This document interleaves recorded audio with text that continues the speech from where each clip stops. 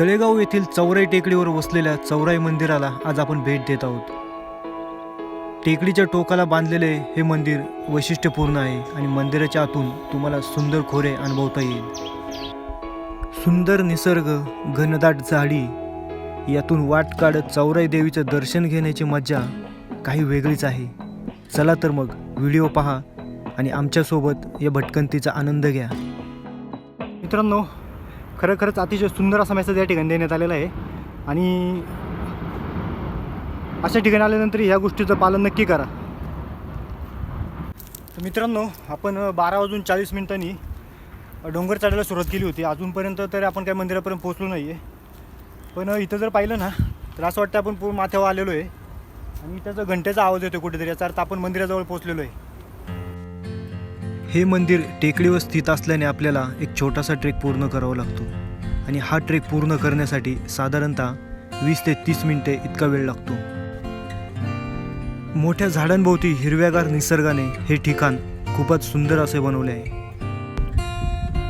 सरसेनापती उमाबाई दाभाडे यांचा ऐतिहासिक वारसा लाभलेलं, तसेच संत तुकाराम महाराज, संत ज्ञानेश्वर महाराज यांच्या पदस्पर्शाने पुनीत झालेला मावळचा परिसर आजही अनेक ऐतिहासिक वास्तू आपल्या अंगाखांद्यावर खेळवत आहे. चौराईचा हा डोंगर पावसाळ्यात गडद हिरवा होतो आणि याच डोंगरावरती असंख्य औषधी वनस्पती देखील आढळतात.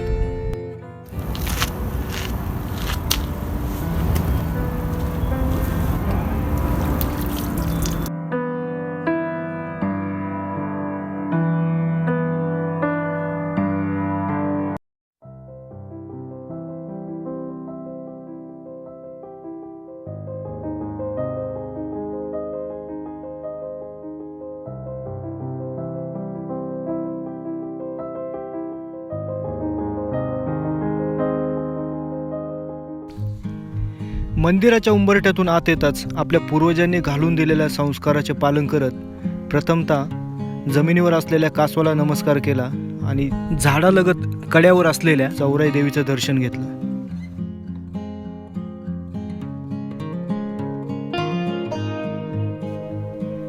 चौराईचा डोंगर हा गावचा जणू पाठीराखाच आणि देवी चौराई ही गावाकडे लक्ष ठेवून बसली आहे असेच भासते. गावचे ग्रामदेवी असल्याने या ठिकाणी दरवर्षी चैत्र लक्ष्मी पंचमीला यात्रा असते आणि या यात्रेत शेकडो लोक सहभागी होतात.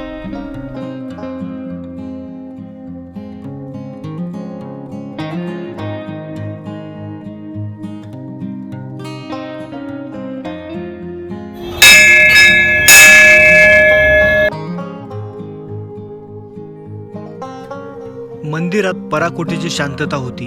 मन प्रसन्न करणारं वातावरण आणि लक्ष वेधून घेणारा हा बाजूचा परिसर, हे सगळंच मन स्वस्थ करणारं.